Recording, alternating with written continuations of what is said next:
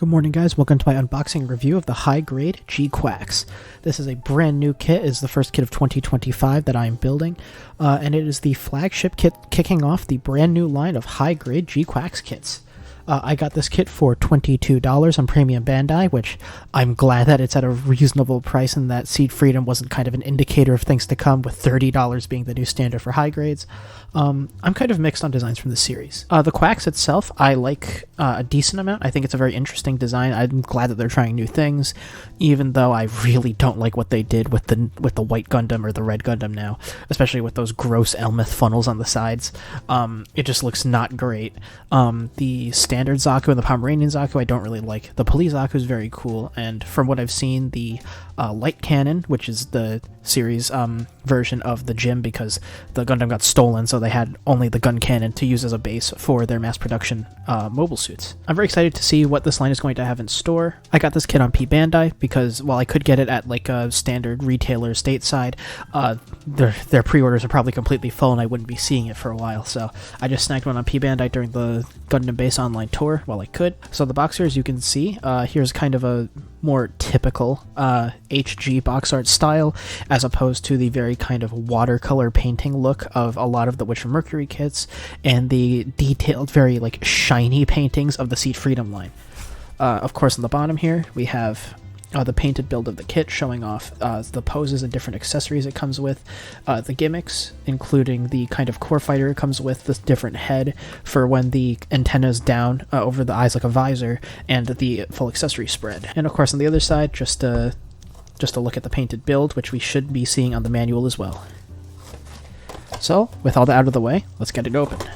This is kind of a standard thickness high-grade box, so I'm not actually quite sure what to expect in here. But of course, taking a look at the manual first, we have this nice kind of cropped full-page spread of the art of the GQuuuuuuX itself, alongside the line art and the pilot Machu next to it. On the back here, more of what we saw in the box, just in kind of a larger spread of the painted build in various poses, and showing off the two of the gimmicks being the core fighter and the separate head with the kind of visor over the eyes. And inside, it looks like it's going to be a pretty typical kind of high-grade manual. Yeah, so nothing really special to talk about here. Just the first two pages in color, and then the rest in kind of standard high-grade black and white. Now, as for the bags in the box, we get 3 bags of runners. So as I said earlier, this is a kind of typical thickness high-grade box, so we should be expecting pretty average kind of parts count and separation for modern high-grade. Now, inside the bags we get 7 runners, as well as this foil sheet for color correcting stickers for a bunch of different yellow and gray parts across the kit, some foiled purple parts there, and of course parts for the eyes. A little disappointing that the kind of Witch from Mercury, like almost entirely color accurate like designs are replicated on the parts, and instead we're back to a lot of color correcting stickers. Not as bad as some of the Seed Freedom kits, but not exactly great. And of course we also get this sheet of sticker style decals replicating a lot of these small red line details. I don't know if you've seen the kind of design in the line art, but this is a very busy design with a lot of very small color apps. I wasn't expecting a lot of these kind of red stripe decals to be recreated on the parts, so this is fairly reasonable. I'm not quite sure yet if I'm going to be applying these. I know for sure I'm not going to be top coating this kit, because Bandai announced that they're releasing official water slide decals in September for this kit, and I know Delpy Decal already has a set of water slides out. I'm just waiting for a US retailer to get it in stock before I order it, so I'm not going to be top coating it until then. Once I apply the decals and top coat it, I might turn it into like a YouTube short or something, who knows. But as for the runners themselves, so these runners were printed in January of 2025, and of course, starting with runner A here, we have a nice 4-color, multicolored runner. We have this kind of very typical, like kind of UC colored yellow, where it's a little darker than kind of the brighter yellows you would see elsewhere, for a bunch of different accent parts. We have white here for a bunch of different armor parts. blue for some auxiliary armor parts, and of course some kind of frame parts in a very dark, almost black color. You have like the inner parts for the shield here. You have parts for the hands, both holding hands and open expressive hands, which are nice. Runner B here in that same very dark, almost black color that the frame parts were in Runner A. You have a lot more frame parts, some extra armor parts here, and of course parts for the beam rifle, and also a large part here for the Heat Hawk. Runner C in this kind of off-white. I'm not quite sure how it's showing up on camera, and especially with kind of the yellow lighting in my room, but this is in a slightly off-white. It's slightly blue tinted, which I think is a pretty interesting color. Normally, if we see off-whites, it's not in blue. It's mostly like a little bit of gray. So we'll see how this looks on the kit. Runner D in that same kind of blue tinted off-white for some extra armor parts. Runner E in this kind of almost desaturated, slightly pale blue color for some additional like kind of accent parts and armor parts. As you can see here, this is very clearly part of a much larger runner that's been cut out, so who knows if we'll see a variant with the missing parts for this runner. Runner F here in a nice bright red for some accent parts, as well as you see parts for the antenna here. And of course, Runner G in this kind of transparent, almost like minty color for the very unique beam effects for the beam sabers or beam swords on this kit. I'm not quite sure what the exact name for it is. These are kind of interesting. They almost resemble a little bit the kind of a mix between something like the beam cutlass from the Crossbone and like a power sword from Halo, or the energy sword. I don't know the exact name, but yeah, it's very interesting design language. I don't think we've seen anything like this on other kits, so I'm very interested to see how this will look on the kit. So with all that out of the way, I will see you after the build. Alright, welcome back. Here's the high-grade GQuuuuuuX, snap-built and lightly panel-lined. All of the decals have been applied.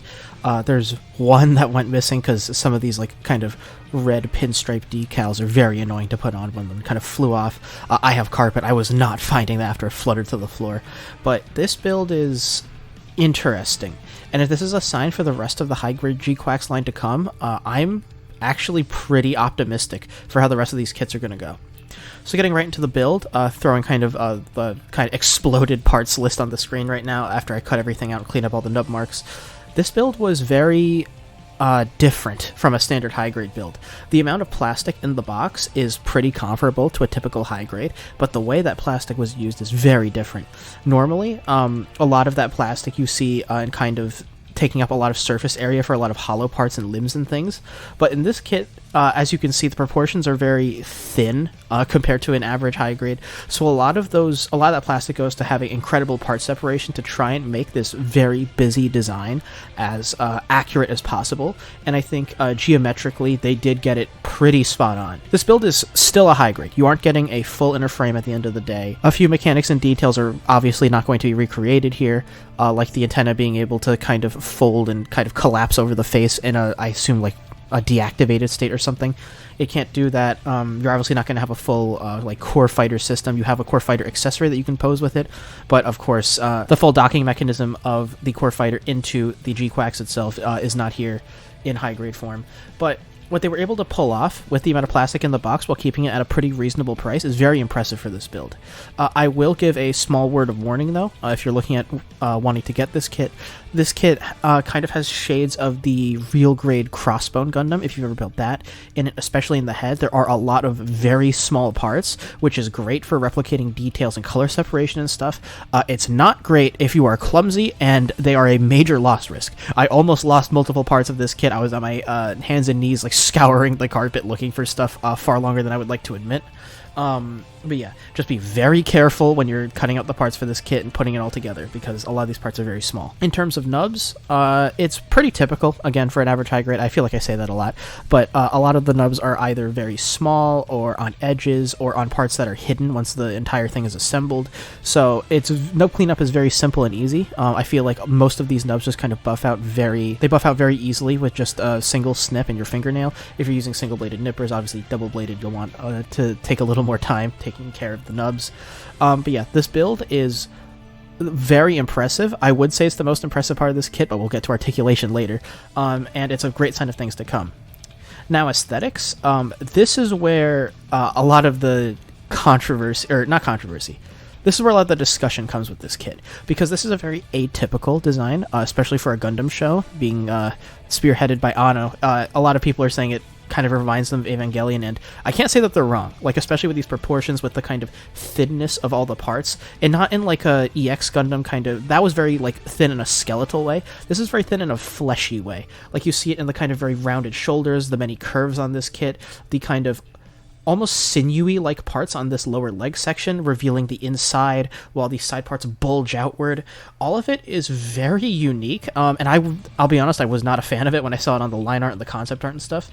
In person, I'm still a little lukewarm to it, but I think it looks a lot better in person, like in model kit form, than in line art, as is the case with most things. But what's also really interesting about this design is how it mixes kind of Gundam design language and Zeon design language. Like you see it in these kind of fake Gundam feet leading into these landing gear parts. Like this lower leg into red, like fake foot section is very Gundam-like. And you also have its take on the V-fin with that large red kind of head crest thing. You have it in the color scheme of very typical Gundam tricolor. Its loadout, apart from the Heat Hawk, is very Gundam-like, and the inclusion of a core block system is very, like, kind of Gundam Earth Federation-like. But then you also have the Zeon parts, right? You have the inclusion of the Heat Hawk and the weapons. You have kind of the, once it rotates around, you have the kind of exposed, like, bumper sections on the thighs, which are shields for exposed power piping, which is very much Zeon design language. Hell, even the, once this gets around, you'll see that there's a Pomeranians team logo on the torso there. I don't know if you can see it, it's in purple. That is optional. You can actually replace it with a Zeon logo. So kind of, it makes sense for this alternate future where Zeon won. A lot of machines that are going to be in circulation will, of course, be inspired by Zeon, having won the war and everything. But yeah, this is a very interesting kit. The proportions are a little wonky. Again, it's a very thin kit in a different way than something like the EX Gundam. And while it's a very kind of busy design in terms of color and geometry, it's not exactly in a way that gives it a lot of shelf presence, because at the end of the day, this is a kit that has average height and doesn't take up a lot of volume on the shelf, being quite thin. So, and you do have to get quite close to make out a lot of the detail. Again, some of these red pinstripes do stick out, like on the shoulders here and on the backpack there. All of those are stickers, by the way. The only red stripe that is actual part separation is this thick stripe on the arm. But yeah, a lot of these details and things you can only really appreciate once you get quite close up, which I feel like diminishes from the shelf presence a bit. We're going to do things a little different today. Normally I would go into color separation, talk about the stickers here.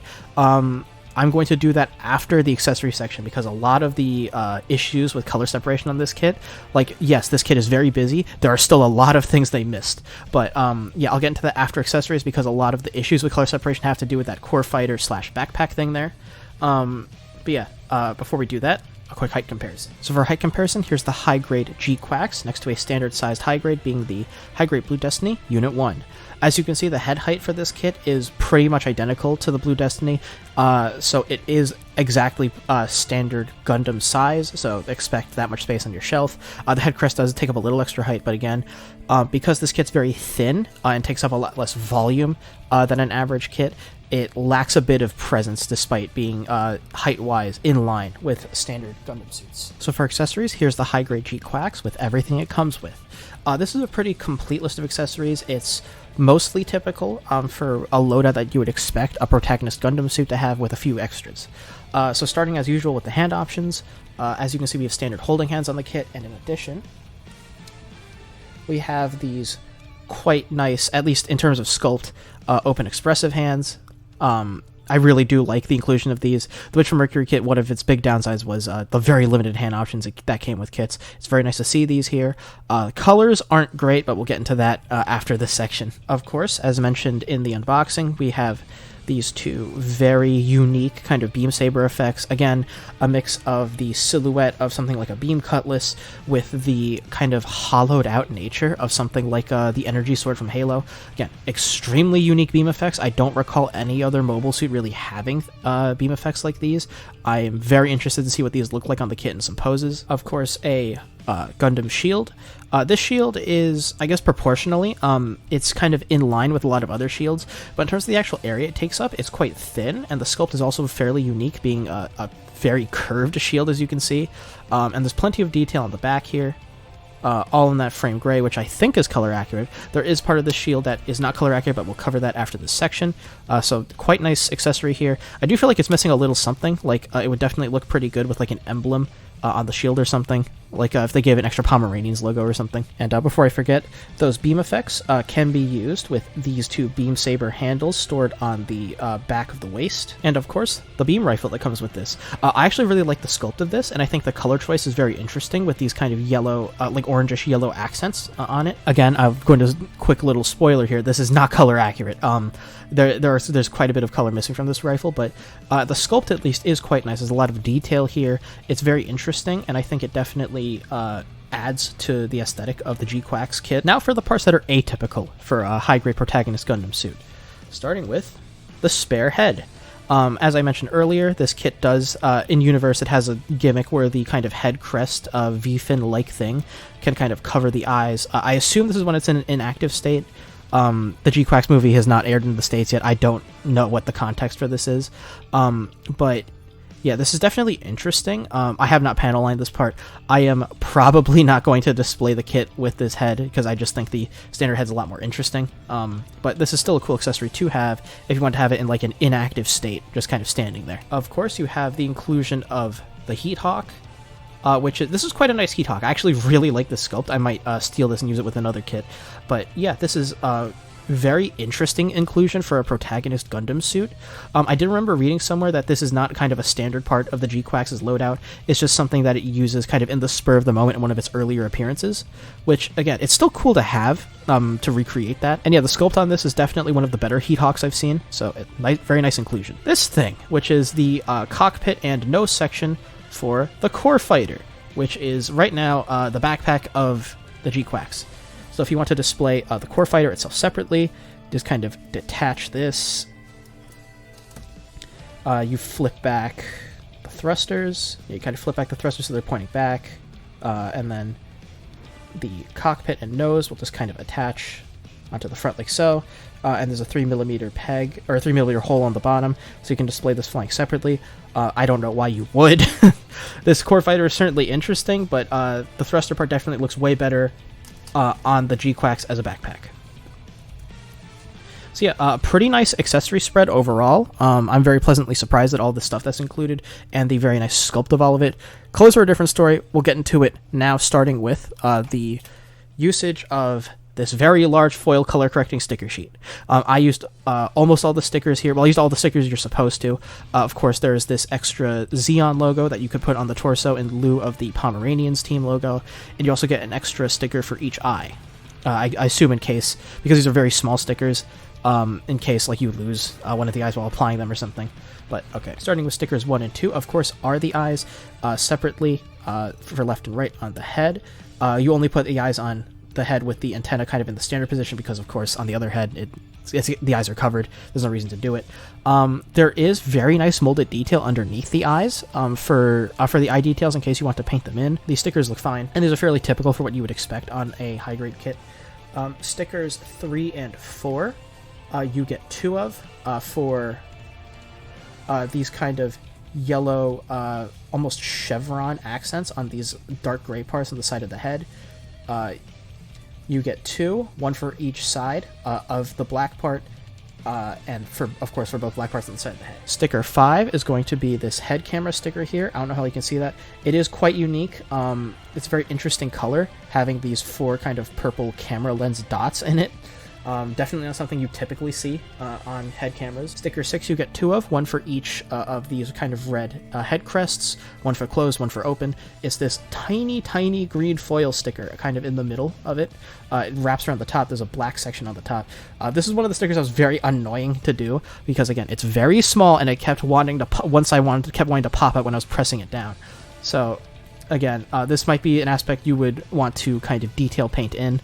But yeah, these very tiny stickers are very annoying on this kit. Sticker 7 is going to be on the torso for this gray kind of protruded section with this orangish yellow outline. Stickers 8 and 9, also on the torso, are going to be for these tiny yellow details kind of in the bottom here.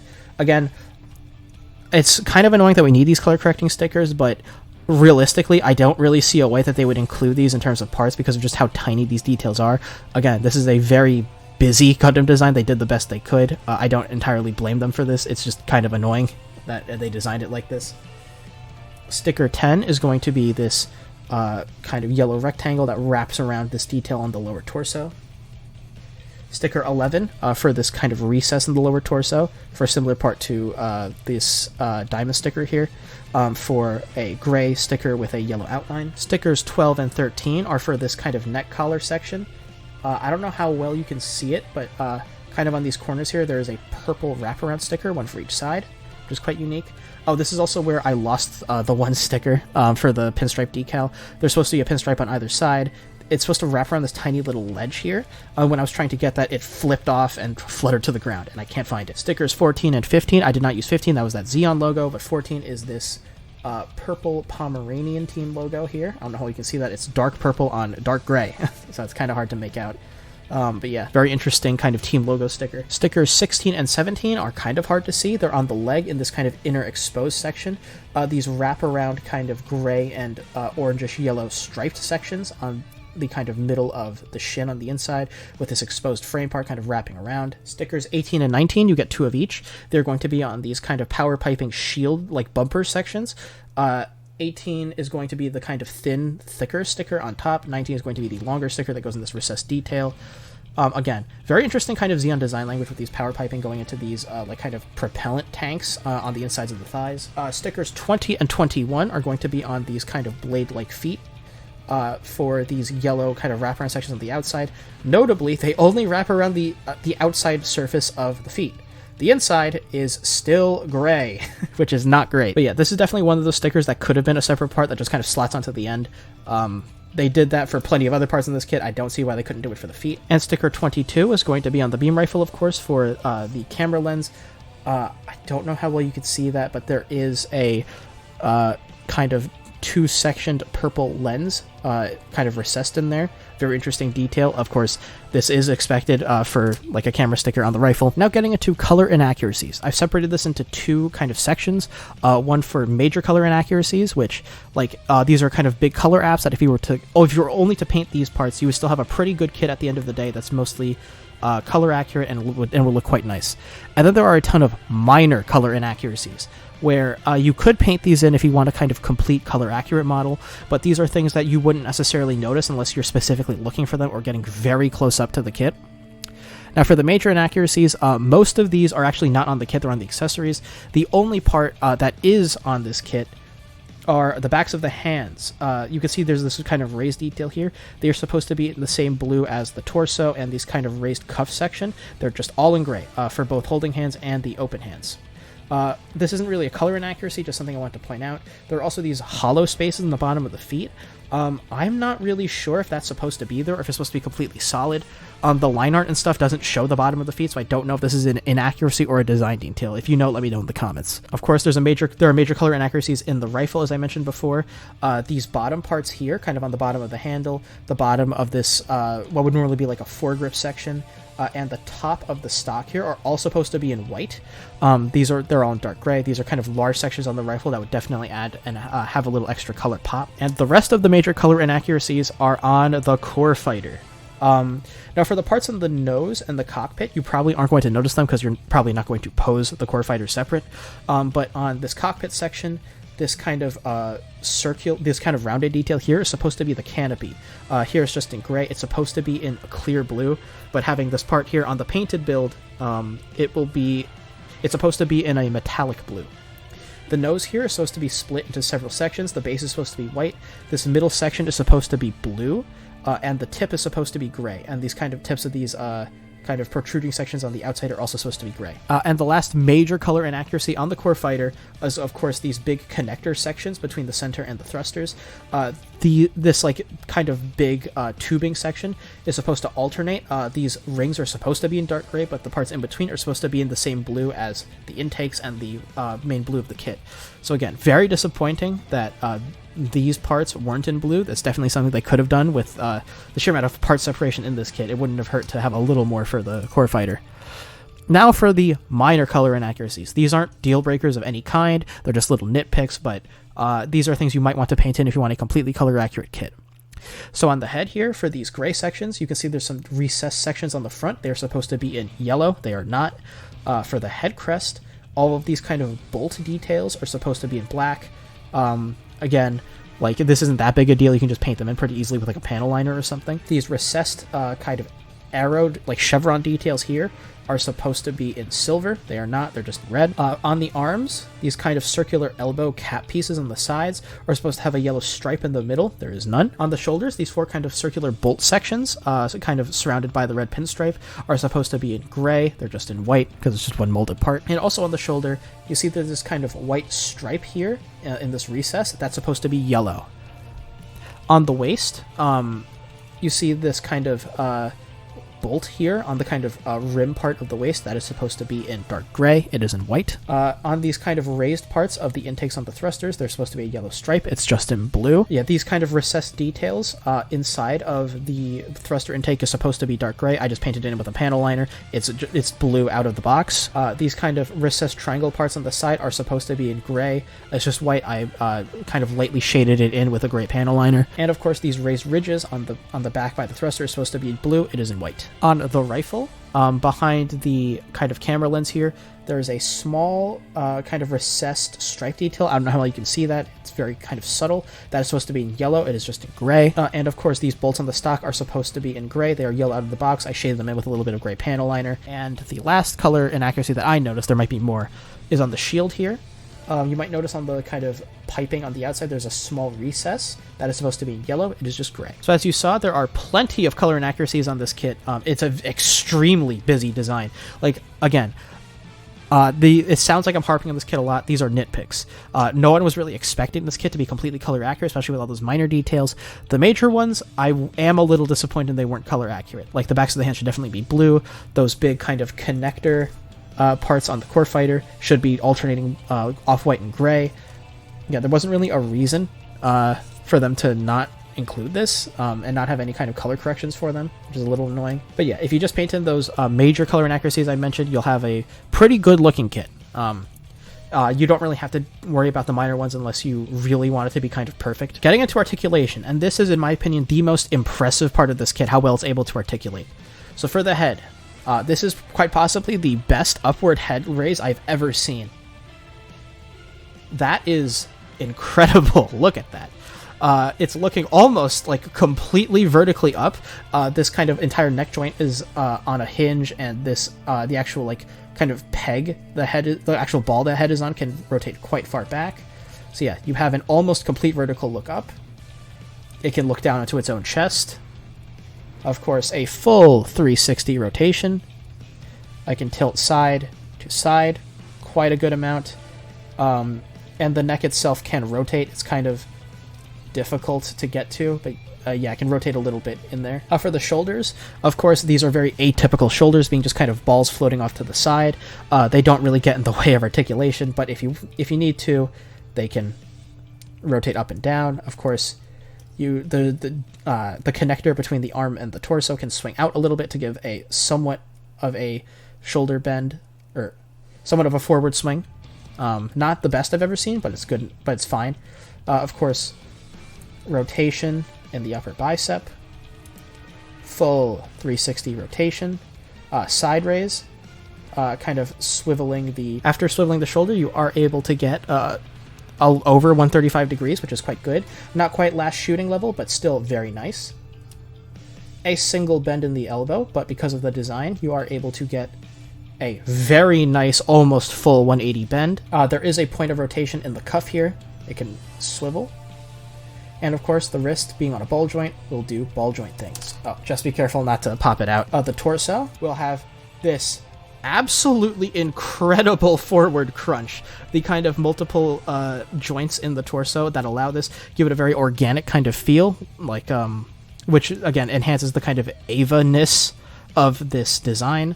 So this is a very nice forward crunch, and of course you get this ridiculous back crunch. Of course, you do get a full 360 kind of rotation on the peg at the bottom. The beam saber handles are just on here on pegs, so that of course they can rotate. The backpack / core fighter has plenty of articulation.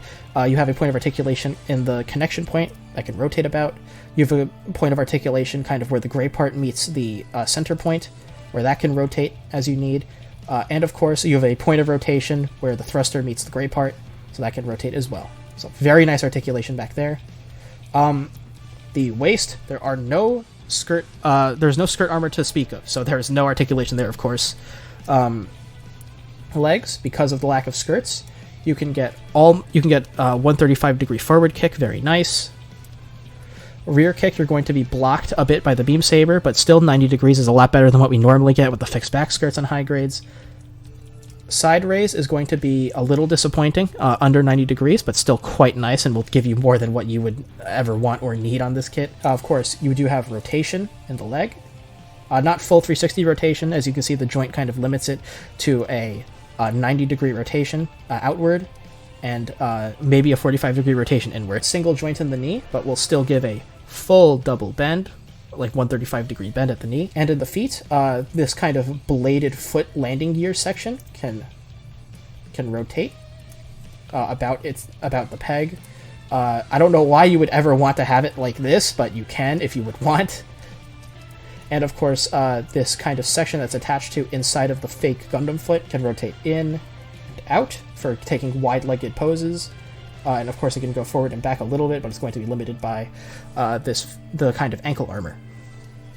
So yeah, overall, articulation is extremely impressive on this kit.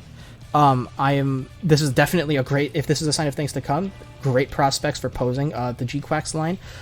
And speaking of poses, let's get into some poses. So getting the high-grade GQuuuuuuX into a bit of a spin here, starting with a kind of wide-legged, I guess, preparing pose, just kind of waiting to see what will happen. This pose I picked for a couple of reasons. First off, well, normally I would start with a running and gunning pose, but you shouldn't need me to tell you this, just look at the feet. This thing is not balancing on one foot.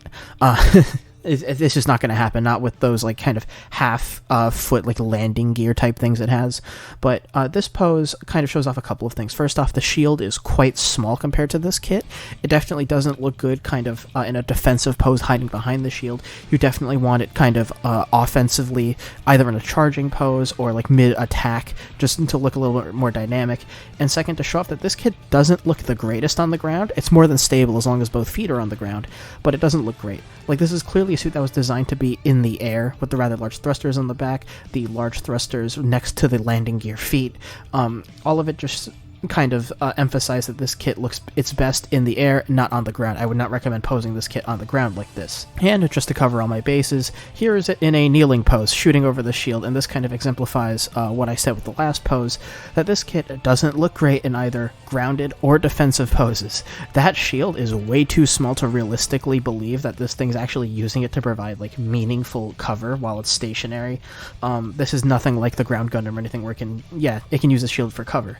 This suit looks very unnatural in a pose like this. It can pull it off like super easily. Again, this is a great articulator and it's very stable. Especially given the foot shape. It's a lot more stable than you would think it would be. It can pull it off, but again, it doesn't look great, and I would not recommend posing it like this. So, of course, let's get it in the air. Here's the kind of typical, kind of aggressive, like downward firing pose, except this time I posed it a little bit like it's retreating and firing backwards. This kind of pose works quite well with this kit. Just kind of in the air, showing off movement, showing off the kind of wonky proportions of the kit, showing off all the organic shapes. The articulation can really kind of express the movement that this kit is performing while it does this firing.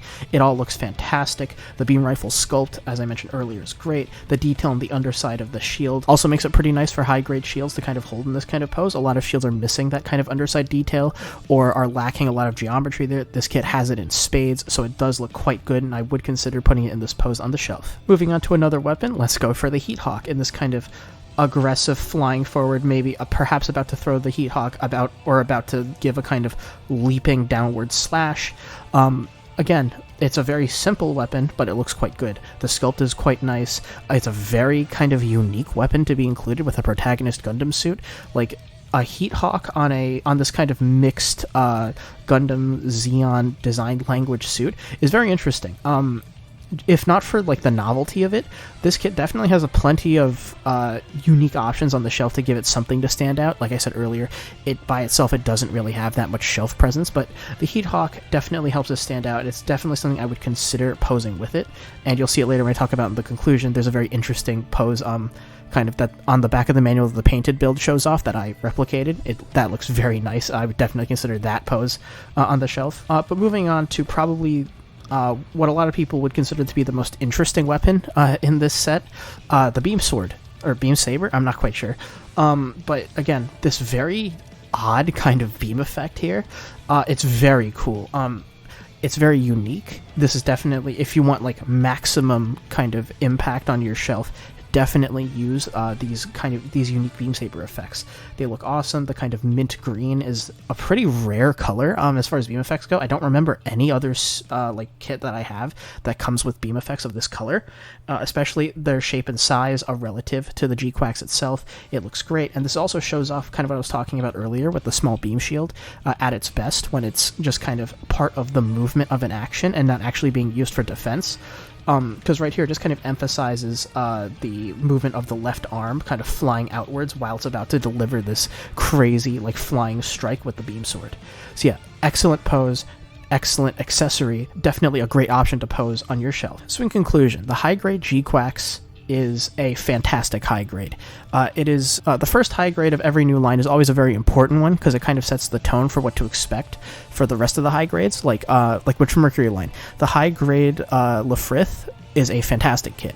And it really set the stage for what we saw with the rest of the line. Great articulation, great color accuracy, extremely stable kits, extremely great sculpts, like all of that, all of the great qualities of the Lefrith we saw carried on to the rest of the line. And I hope we see that again with this kit with the high-grade GQuuuuuuX for the rest of the GQuuuuuuX line. If the rest of the kits in this line have the same excellent articulation, great attention to detail, fantastic sculpting, and amazing part separation that this kit has, I think this line is really going to be something special. The high-grade GQuuuuuuX is a very odd design. It was extremely polarizing when it was announced, and I think it's still kind of polarizing now. Not as much as the White Gundam or Red Gundam, of course, but this kit is also quite strange. And because of that, I can't exactly fully recommend this kit because, again, the design might be a huge deal breaker, and if you don't like the design, I don't think this kit is going to completely 180 you. I'm not a big fan of this design. This kit did not do that for me. But just kind of looking at it in terms of what the kit accomplishes with aesthetics, part separation, articulation, it is an amazing kit. This kit can pull off pretty much any pose you would want. It looks great while doing it. Some of the color inaccuracies are a little disappointing, but what it's able to pull off with the extremely busy design of the GQuuuuuuX is honestly very impressive and quite commendable. And really, like, besides the aesthetic design, if you're not a big fan, really the only big downsides of this kit are kind of a lack of shelf presence due to the very kind of thin proportions of it, and the lack of color accuracy in major parts, most notably the backpack / core fighter. But that can be fixed if you take a little time to paint it in, and it's not a deal breaker for sure. For $22, I would absolutely recommend this kit, and I really hope this is a sign of things to come. So that was my review of the high-grade GQuuuuuuX. What did you think of this kit? Let me know in the comments below, and if you want this kit, hopefully you're able to find one. I know most stores, at least here in the States, were sold out of it. I think the scalpers got to them pretty fast. I got mine on P-Bandai. I originally wasn't planning on getting this kit, but I was able to snag one pretty early into the online Gundam base tour. When I checked back like an hour later, they were sold out, so I guess I got lucky grabbing it super fast. But yeah, this is an amazing kit. And if you like reviews like these, please consider subscribing to my channel. If you like this video, give it a like. And I'll see you next time with a review of the real grade G3 Gundam. I'll see you then.